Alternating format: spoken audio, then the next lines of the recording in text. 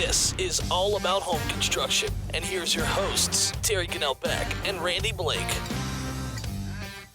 That's right. Good morning, Randy. Morning, Terry, and everybody out there. That's it. Happy Veterans Day, man. Yes, it is. That's right. Thanks for listening to us, All About Home Construction, here on WATA. And again, thanks to all of our listeners out there, both near and far. We appreciate you and hope everyone's having a great Veterans Day. And just again, thanks to all those veterans out there. Yes, and I did make a mistake. Oh, yeah? Yes, I did. See, so I will tell you I am sorry. There we go. Watauga County does have 2 World War II vets. Wow, still that's living, awesome. 97 years old. That's really cool. So, thank a vet. That's it. So, well, happy Veterans Day again, and thanks for all the service that you guys have done, all of our veterans out there. And the Scots will be at the mall today. Oh, that's right. So in Boone, there's 11 o'clock, if I'm not mistaken, there is a Veterans Day program. If you're going to go to that, you want to check the time. I think it's 11, but I'm not positive. I don't have it in front of me.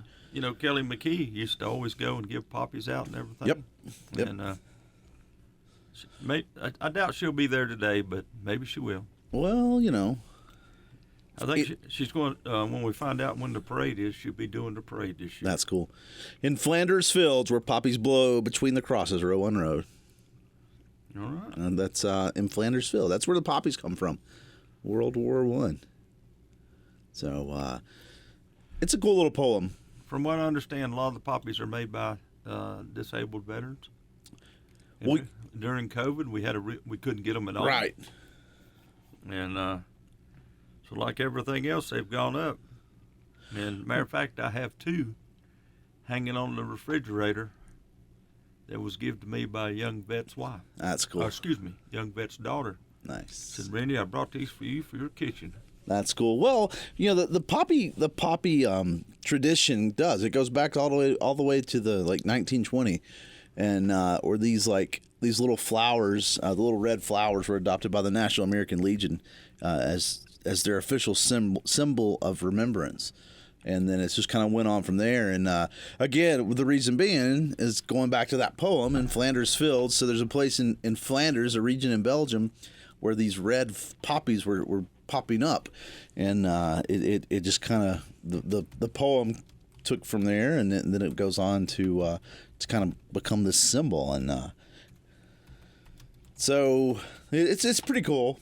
You know, the poppy itself, you know, it's used now for Veterans Day as well as Memorial Day, but of course we all know that they're not the same holiday. We're not celebrating the same thing necessarily, but in America, though, the reason we do the fake flowers is because there was a Opium Poppy Control Act in the 1940s, and so for the longest time you couldn't grow poppies in the U.S. So that's why you see a lot of those like silk or fake poppies. Yep. So, and all handmade by veterans as part of the therapeutic rehabilitation, and they are distributed across the country by the American Legion. That's cool. That's awesome. And most people, if you don't know what American Legion is, these are veterans that aren't combat vets. Right. But you know, for every veteran out there fighting, there's probably 30,000 behind them that don't go. Exactly. So they're just as important, or just as important as the veterans in the field. Yeah. No. Exactly. So. And they are still veterans. That's it. And we do appreciate them on a day like today, especially we honor them, and we think of so much. But I like that poem though. In Flanders Fields, the poppies blow between the crosses, row on row, that mark our place, and in the sky, the larks still bravely singing fly, scarce heard amid the guns below. We are the dead. Short days ago, we lived, felt dawn, saw sunset glow, loved and were loved, and now we lie in Flanders Fields. Take up your quarrel with the foe. To you from failing hands we throw. The torch be yours to hold it high. If you break faith with us who die, we shall not sleep, though poppies grow in Flanders Fields. All right. There you go. It's kind of a throwback to World War I. And that tradition kind of goes back to there. But you know the Veterans Day, you know, comes from that time period. When we think of Memorial Day, you know, it's got roots all the way back to the Civil War. But Veterans Day is a more of a World War I type of the end of spurred. End of World War I was today. Today, 11th hour, 11th month, 11th day, right? Yep. So 11/11/11, they say. And today we will have hamburgers and hot dogs at the VFW. Nice. And no charge. That's awesome. We do take donations. It's going to be a nice day, so it'll be a great day to get out there. And I drove by the other day, and I noticed the memorial out front. You guys have really cleaned that up. It's looking really nice. It looked shiny the other day when I went through. Well, you know, they're trying. How about that? You know, and as we talked before, you know, the biggest cause of the VFW is they're dying. Yeah. You know, and the younger groups slowly starting to come in. Sure. You know, they generally don't come into their 40s, and it's a safe place for them. Right. Well, that's awesome. You know, where veterans can talk to veterans, and we do have a gentleman that comes out of Winston-Salem about every other month. Oh, nice. Comes up. You know, if you're having a hard time with your veteran benefits, and he will talk to you about your benefits. That's cool. That's cool. Nice. And good friend of mine died a few years ago, Larry Greer. He was working on his pretty heavy. That's right. I remember you saying that. And unfortunately, Larry was like my dad. He died before he got his benefits. Yep. So many of them do. That's the sad part. But Yes, for sure. It is. But well, all about home construction here in WATN again. We want to thank all of our veterans out there. Randy, why don't we take a break? Yep. And we'll jump right back into all about home construction. Thanks for listening to us.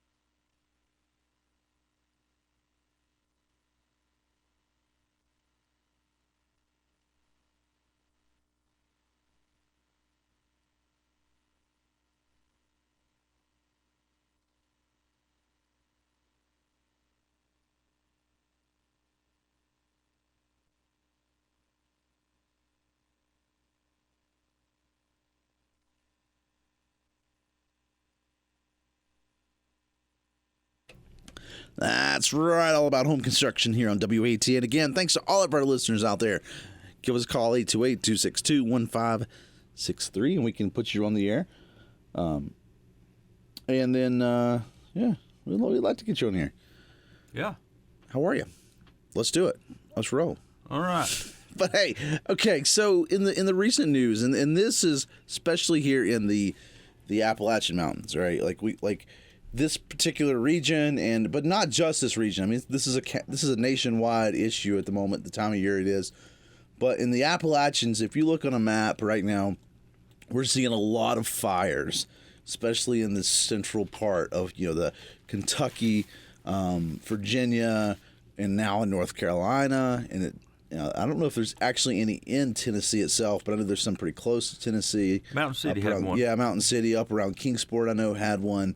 I'm not sure. I think that one's out. But my point being is, when you look on a map, there's just a lot in in this region of this Appalachian region. And here in Watauga, we had one this week. That's according to the government, the Air Now is what it is. It's a fire and smoke map, the government map. It's showing the one in Triplet in Deep Gap. Is still going as of 7:15 or 49, and so we thought it'd be a good time to remind people. I mean, it's been dry, it's been nasty, and yeah, like we did get a little rain yesterday. Well, that helped. That raised the dew point. So It definitely did. And when you look at the like the fire danger map for today, it definitely made today's back down to moderate, but it really wasn't a lot of rain. And not to, if we're gonna get breezes over the next couple of days, it's going to jump right back up, right? You got to imagine that by the mid or end of the week, we're going to be back up to the extreme or very high at least. Yep. Well, so today we thought we'd talk about roofing products that would help slow down fire in your home. Yeah. And construction methods to keep it from expanding in your house. Well, and that's what I'm wondering. It's like, how do we protect our house, right? I mean, it's... especially when we live here in the mountains, because so many times here in the mountains, we're surrounded by the woods. We're surrounded by trees and forest. I mean, that's what makes it so appealing to live here in the mountains for a lot of people. Well, let's talk about metal roofs, okay? The only metal roof that they really talk about that is fire resistant is a standing seam, okay? Mm-hmm. Because of the application that you install the roof, okay? If you do a true hemmed metal standing seam, mm-hmm. There's no edges for the embers to get under. Gotcha. Even your ridge cap is a hem product, okay? But it also, they're doing a closed ventilation system on your home. Mm. So your soffit vents aren't vented, and your ridge vent's not vented. And the reason for that is that doesn't allow anything to get in, okay? Right. And, as fire progresses, we know how the leaves blow across your roof. A lot of times they'll blow to the side, but a lot of times they'll blow to the top. Right. Okay, and the embers will do the same thing. So I guess the issue is not necessarily the roof, like the top metal on top. It's the way the construction method is. Because we're big about ventilating our roofs. Okay. And if you vent your roof, you have to vent your soffit. Yeah. All right, and those small embers can go through the soffit vents into your house. Well, I would imagine when you. And I don't know. I mean, I'm not a scientist, but one would think that when you have a fire outside and you're near the house, the air pressure is going to be different. So I would imagine that those soffits would also essentially act like a chimney if you're not careful. If it starts in, and one thing that was real big in the early 2000s, well, late 90s, early 2000s, was perimeter insulation. Mm-hmm. Okay, and what I mean by that is they were using foam. So right. They were foaming the walls, foaming the rafters, not the ceiling of your home. Okay. And so that was an enclosed attic space, okay? Right. Well, if you do that type of construction, even with shingles, where you don't have soffit vents, you stop any air from traveling into your rafter system. Right. All right, and then you shut off your ridge vent on the top. Now you have a roofing system in your house that is fire resistant, okay? Because there's no vent or ventilations to the outside to let the embers in. Correct. Now, Certainty makes a Class A shingle, mm-hmm. all right? And it's an asphalt fiberglass shingle, and it's a very good shingle. Right. Matter of fact, they're one of the best rated shingles out there for wind and fire. Mm-hmm. But it has to have a Class A, all right? There's other products out there that work also good too, and we see it like in First Citizens Bank. That is a recycled rubber towel. Okay. That has a Class A fire rating. Gotcha. But that is quite expensive. Sure. Where that's the Certainty fiberglass is the most affordable. Okay. And but then let's talk about metal itself, like regular metal, 29 gauge metal. Right. It is fireproof, but if the fire lands on top of it, now the metal itself would absorb the heat and transfer it down to the wood. To your wood, so it could cause a smolder. Yeah, I hadn't thought of that. So let's think about the opposite on the fire. Right. Condensation is on the back side of the metal because of the weather change. Mm-hmm. Mm-hmm. But let's say a tree limb falls on your house. It will slow it up, okay? Sure. But if you're going to use metal, you need to use a Class A fire-rated roofing felt. To transfer the heat. Yeah, because it won't allow the heat from the metal to go on into your substrate. Yeah, that's a really good point because, you sort of think like, oh, metal doesn't burn. It's a pretty safe choice, but yet it makes total sense when you say it that way because you cook with a metal pan. You would expect if I had some wood and a block of wood and threw it on my metal pan and threw it on my stove, it's going to burn it. Chris, it is. Yeah, so it kind of makes sense, right? But it works. Mm-hmm. We built an addition on a house. 2012, 13, mm-hmm. and we actually tested a new product that came out of Greenville, South Carolina. Right. Okay. And it was a fire-resistant rated felt that was in a 9-foot roll. Okay. And it's good and wide. Well, I'll tell you what, it was great. Okay, so if you roll out 9 foot at a time, then that's a lot of coverage on the roof. So we only had one seam. One seam, 2 seams at the most. Yeah. On the whole roof. Yeah. And but it was about an 1/8 inch thick. Okay. And I got to go to the plant. That's somebody I hadn't talked to in a long time. It was the gentleman that invented that. That's cool. And they were shipping it to Texas mm-hmm. and some of the western states by tractor trailer loads. I don't know if it ever made it to California. It must not, because a lot of houses burnt down. But you can't. No matter what you do, you can't make a house survive in a raging fire. Well, and that's it. But the whole point of this, though, is to do the best you can to minimize that. Here's a question. You mentioned like attic space and venting and stuff. Would there be any advantage to have some kind of like hardware cloth or something so that at least the larger embers are not getting through? Well, hardware cloth is just you buy it by size, mm-hmm. okay, and hardware cloth's made for rats. Well, and that's what I'm saying. Like I know it's a cheaper product, but I'm just thinking like I've been in some attic spaces where the vents, you stick your hand out kind of thing. Well, most ventilation slots are about an 1/8 inch wide. Okay. But think about burning a newspaper. Mm-hmm. All right, when you burn a newspaper and it starts to fly through the air. Yep.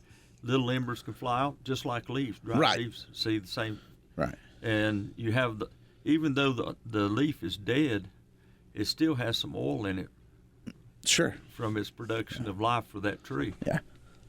I was just always curious about that. Like if there's a need to put any kind of like cheap hardware cloth though to at least keep part of the big chunks out, because you would still get it to breathe. I mean, it's not stopping air.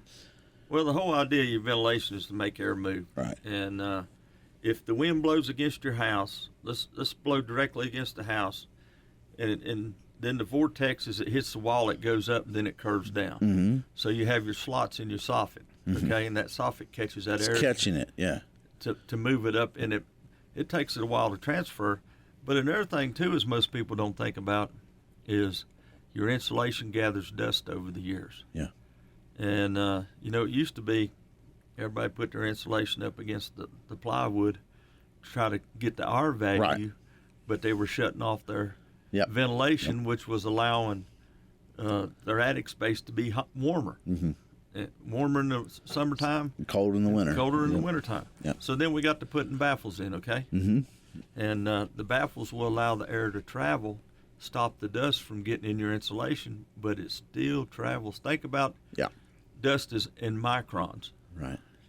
Sure. And to give you an idea about that, your water filter at home is in microns. Right, exactly. It's made to filter out so much. Yep.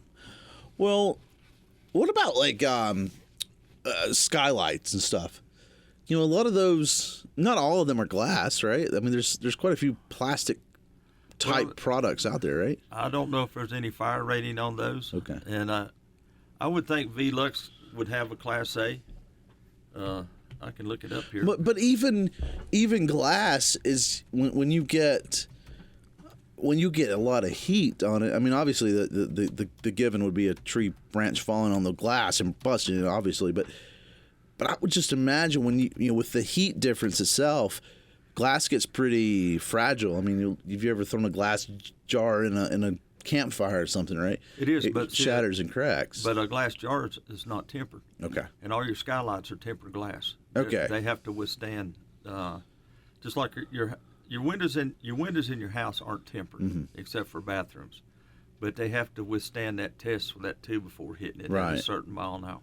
So that's going to help, I guess, with the heat. Correct. So same with the outside. You know, a regular window on the outside. I guess. I guess where my concern was is the window a weak point, especially in a skylight for fire, keeping fire in and out. Probably not. Okay. It's cased in aluminum, but it does have wood, but Mm-hmm. it does have flashing against the wood with aluminum flashing over top of it. Okay. And most fires don't get up to the melting point of aluminum. Okay. But like my shop fire that time when Right. it burned down, that's the first time in my life I seen aluminum catch on Yeah. fire and start burning like a candle on That's up crazy. the aluminum. Wow. It's hot. That's hot. Well, and that's what I was curious. You know, is just that, but again, I think the whole point of this, when we talk about, especially the roofing system, is just keeping that out, right? Keeping those embers out. And I think you hit on a good point where it's not the big flames themselves that are, I mean, obviously the flames are a problem, but what gets overlooked and what becomes the secret problem, if you will, is those embers flying around. Now they land somewhere, and that's how these wildfires really keep spreading. You know, it's if you look at it, we've all watched the TV shows or movies where the fire jumped the line, and that's what they mean by that is the fire itself, the flames are coming up to where to a road or something like that where there's nothing to burn. The problem is those embers jump that, fly over and catch on fire. And the same thing with your house, right? Yeah, and they're talking about some of the embers can fly 2 miles. Yeah. And that's a long way floating, so it can't be very big floating. Yeah. And, Exactly. So that just think as it's burning, or I guess it is burning, but as it's flying through the air and burning, it's getting smaller as it goes. Mm-hmm. Till eventually the combustible burns out or Right. it lands on the ground. Clay tile is a good one for fire retardant resistant. Yeah. homes. Not cheap, but it doesn't burn. Slate is another one that's very good. But And I would imagine slate would probably be one of the better ones because of the way it transfers the heat. correct, it would shed the heat. Yeah. And like the tile would shed the heat too. But the only problem with the slate is it can weigh 3,000 pounds a Yeah, square. you can't just So put that on any roof without knowing it. And so you have to have your designer design your roof system to hold that. So instead of having 350 pounds a square like asphalt shingles, Right. then you have 3,000 pounds a square. On That's a bit of a difference. yeah. So Bit of a difference. So you're going back to castle building. Yeah. I mean, I know it goes without saying, but obviously these cedar shake roofs would not be when fire is a concern. That would probably be one to stay away from. Cedar shake, yes, Yeah. but they do make a cedar shake roof that has a Class A fire rating with the treatment, Okay, and that treatment is supposedly supposed to last 20 years. got you. And I couldn't tell you if it does or not. We've put quite a few on, Mm-hmm. and I've never went back to look at them. Sure. Well, and again, the whole key is to keep to keep the fire away from burnable stuff as much as you can, right? Mm-hmm. And I know that sounds kind of dumb and simplified, but it's kind of the truth. We'll take another break, and we'll come right back right after this.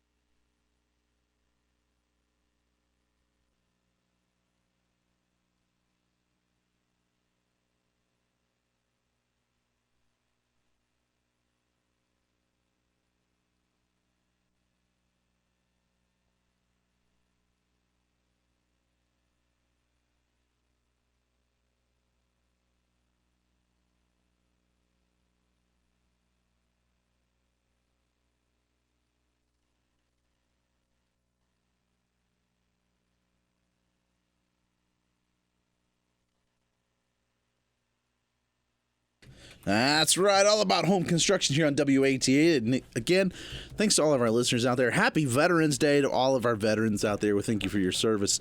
Thank you for all that you've done. Yep. We appreciate it. It's a fun, beautiful day here in the high country to celebrate to celebrate Veterans Day. So, talking a little bit about wildfires because it's a national issue at the moment, especially more regional as we look into the Appalachian Mountains, and then but when you look at the map, I mean it's all over. There's the most of the fires in the United States right now again are in the kind of the Kentucky. There's several in Virginia, in the mountains through that way. Up in West Virginia has quite a few. Tennessee has one or two. And again, right here in Watauga County in Boone, there's one near us in Triplet and Deep Gap section. But then when you get back down, when you go on down below the Smoky Mountains, there's several. And then there's several in Mississippi and Missouri. Louisiana area. And so it's like it's kind of interesting to look at that map. You just see this big long wall of flames when you look at the fire and smoke map. Yep. So Boy, I'll tell you what, we sitting in the restaurant yesterday, and it's drizzly. Mm-hmm. The next thing, the smoke came up down 321. Oh yeah, or up 321, and it was unreal the amount of smoke. Well, I mean that's it. When you look at the one in Triplet, it's coming right up through the Blowing Rock area, and then because that's sort of the southwest, right? The depends on how southeast rather section of the county. But those mountains, and that to me, that's the issue with the mountains, right? Is we get these vortexes that with the way the wind tunnels go, if you will, with these mountain ranges. I mean, that's why it's always windy in the mountains, if you think about it. Yep. And so that wind just does two things. It fuels the fire. I mean, if you've ever blown on a campfire, you give it a little more oxygen, it seems to fan out more and take off. But also, it spreads those embers like we were talking about. That's right. Well, we had the North Carolina Forestry on here, and, they were telling us about their controlled burns. They always start at the top of the mountain. And go down. Go down, unlike our fires starting at the bottom, or, somewhere Exactly. on the mountain and always going up, Yep. okay? So there the vortex comes in. Yep. And like you're out here burning your leaves, Mm-hmm. and, or you're at a campfire, and everywhere you stand, the smoke follows the ugly. Follows beauty, that's what they say. I thought it was ugly. Hell, I was good. It follows me. That's why I said it follows beauty, man. Come on now. And one roofing product I didn't mention was copper can be used as long as it's a 16-ounce copper, and that's A little 16, thicker, right. 16 ounce per square foot. Okay. And copper comes in two different. It comes in rigid and it comes in soft. Mm-hmm. And most roofing panels are rigid, Okay. not soft. That makes sense. Yeah. I mean, you can create your own standing seam panel out here in the field, Right. with your brake in 10-foot, lengths. And where you really don't want to use the soft you can use the soft for Right. like curved dormers and stuff like that where you need, but copper will work. Before we move off of the roofing, though, and what about the gutters? So many times your gutters are full of leaves, and we think of those as like when you clean them out, there's always these, this wet, nasty mess. Well, most of the time your gutters it's biologics that is rotting. Yeah. But when we get as dry as we've gotten, and especially this time of year when the leaves are freshly fallen, I'd imagine that again, that's just a place for those embers to sit and build up. And there you go. If it does fall into a dry spot, and it doesn't take long, and you got a lot of people out there that when they redo their roof will not put drip edge on. Right. And when you don't put drip edge on, you have a direct relation between that gutter And the wood. Yep. That an ember can get up and start underneath the shingles. And also, I mean, I don't have the stats on this, but I would imagine that most of what you see, at least the new stuff, most of those gutters are PVC. Or not most, but it's certainly a big chunk of them. A good gutter company put 032 aluminum Okay. on. A poor company will put 029, Okay. which is thin. Well, I'm just thinking, like, you see a lot of those PVC ones, though, and that's just plastic. If an ember gets on that, it's just going to melt and catch on fire. I can't answer that question, but most of those PVC are done by homeowners. They're not done by professional gutter companies. That's fair. That's fair.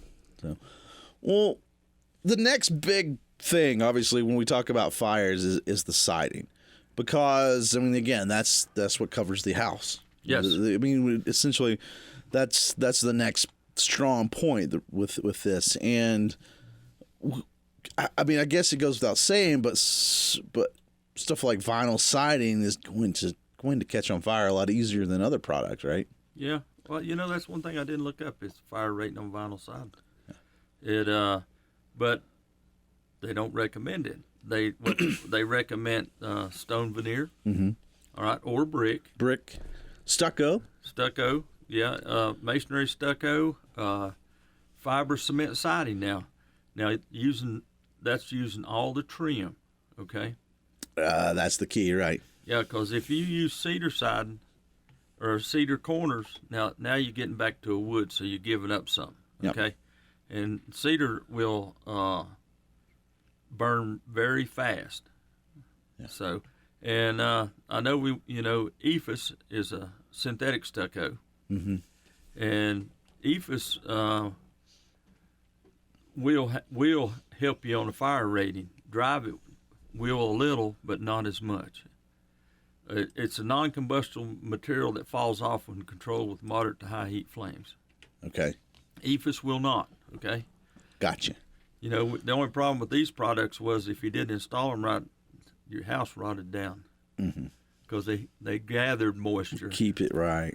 And and you hit on this one earlier was wooden shakes. Yep. All right, the treated wooden shakes, even used for siding, the machine shakes and stuff, they have a Class A fire rating. Okay, that's good to know. Well, I would imagine also that building, if you have some kind of combustible siding, wood or vinyl, at least look at getting, and this is for more reasons than fire, but at least look at getting the wood or the combustible stuff off of the ground, 6 to 12 inches off. So if that fire is creeping into the bushes or the grass or whatever, it's at least going to hit something non-combustible when it gets to the house. And we talked about that, of course, when we talked about our water issues a while back on the show. But so there's not just a fire reason to do that. But if you can build, go up with your block, in other words, and don't start the wood an inch off the ground, correct, or the vinyl side. Well, we whatever. talked about that before. North Carolina Codes calls for a minimum of 8 inch. 8 inches. Okay, I couldn't remember.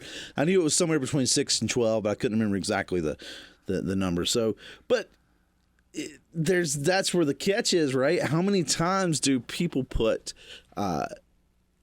mulch Correct. up against it? Well, you start out with 8 inches, but then you got 2 inches of mulch.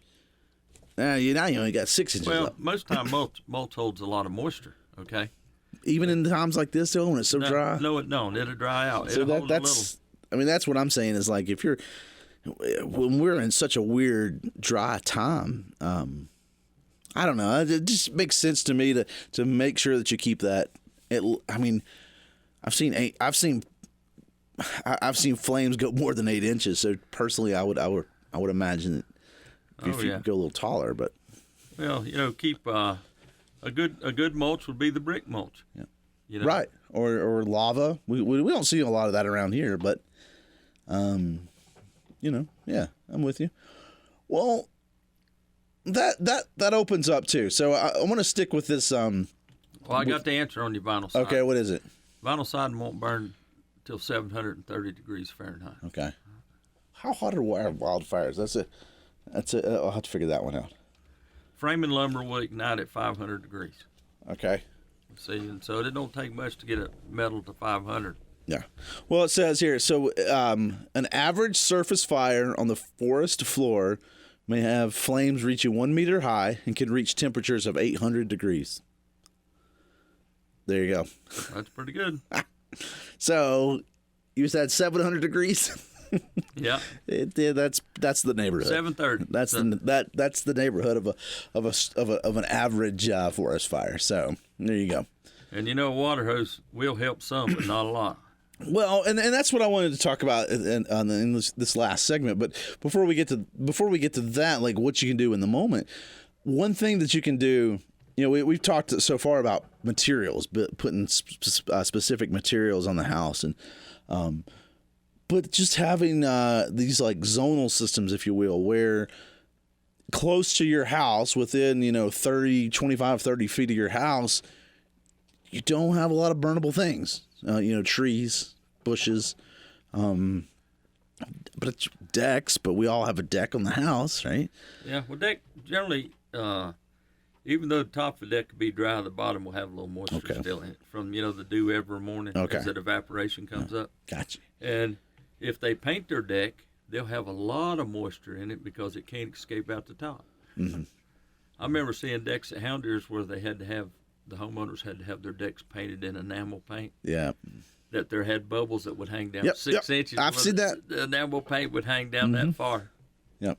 And I always just wanted to take a pin and punch it just to see what would happen. See it all come out.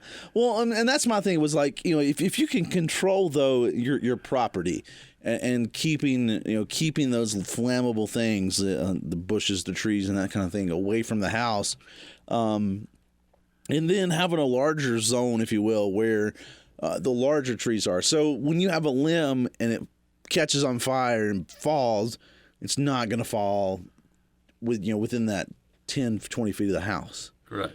Keeping it away. And I think that to me, that's one of the things that we can do. And, now, like you said, embers can fly a mile or 2 miles. It's not a given, but if you can eliminate some of that fuel source close to the house, it's certainly going to help your situation. Correct. And, I was telling Terry before, the mountain in front of my house, the straight line wind we had. What, 2008 or whatever it was? It's been a while back. It's been, but the debris in the woods, it's just a lot of kindling. Yep. I mean, it's still hard to walk. There was some big trees that the tops come out of. Right. And Mother Nature hadn't took them out yet from rot. But what happened is the trees come out, the tops went out in trees, allowed the sunlight in. Now you have more briars and rose bushes and stuff like that that's intermingled with all these big logs and stuff. Even though it's a log, sometimes logs take a while to deteriorate. But days like this, I mean, when weeks like this, when it's so dry, and then here we are at the end of in fall, and so we've got all this dead growth, and that's why we see so many fires. Yep. So. And the bad thing about them are they're man-made. Biggest portion are, right? I mean, the vast majority are even a car parked over dry leaves. They showed the picture the other day in a car in one city. Yep. Catching on fire from the catalytic converter. Exactly. And so that's because we think of the obvious, the arson, which I don't think we have a lot of that around here, but the other obvious of like campfires that got out of control, or burning some brush at the house that got out of control, right? I mean, but yeah, you're right. But even a cigarette being flicked out and a pile of leaves will do it. Yep. Let's take a break. We'll come right back right after this.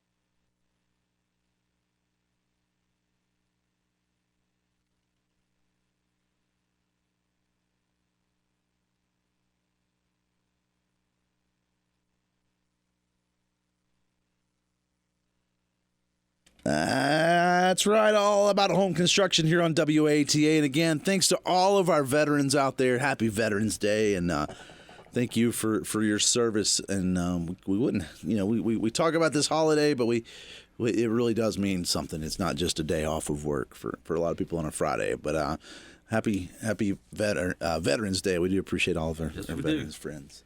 Getting not changed something about veterans. But Yep. Thank them. Vinyl windows is a better fire retardant window than aluminum window. You said that, and my first inclination is like it's plastic, it's gonna melt. But like you reminded me, PVC has fire retardants in them. Well, it's like your wood stove. Okay. Right. Remember that used to be an asbestos rope that was around it. Well, now you can buy. The retardant is a silicone rope, and you can. I didn't know that. I've never took one apart. And a nylon rope. Nylon. Yeah. Huh. And you just glue it with silicone around to it. That's crazy. So it doesn't burn. But we've given you some ideas today about fire protecting your house, and a lot of people can't change what they have. Right. All right. Or it costs so much to change what you have, right? But one thing you can do is get the brush away from your house. Low hanging limbs. Yeah, limbs, get them away. Again, just kind of control that fuel source.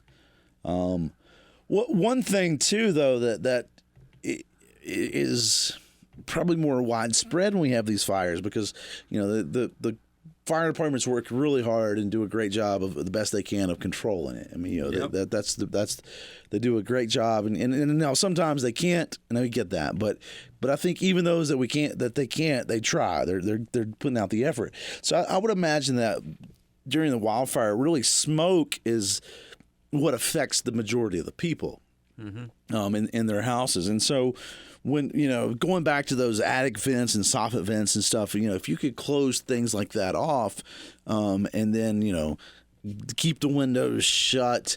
I was reading a thing, and I don't know how true this is, but it was saying put sheets or blankets over the windows, and I guess on principle it kind of makes a little bit of sense to keep some of that smoke away from entering the house. Really. Well, let's thank all the firefighters, because they were showing them on TV this morning before I came in, and the smoke around them. Yeah. Oh, I mean, we just said it gets. I mean, an average forest fire gets up to 800 degrees. And the amount, they don't have but so much water on these trucks. And I was watching these guys drag the hoses through the woods and stuff.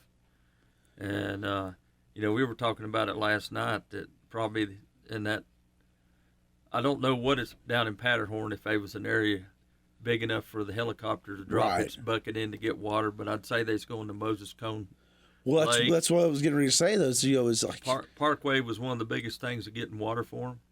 There's that's the other catch, right? You see that on TV, and there's planes coming in, but you got to be able to get that water into those things first. Yep. And so, anyway, all about home construction here on WATA, and again, thanks to all of our listeners out there. Happy Veterans Day. Share the podcast with your friends. And Randy, I guess we'll see you around next week. Yeah, I'll be here. That's it. Thanks again to everybody. Happy Veterans Day. We'll see you later. Bye.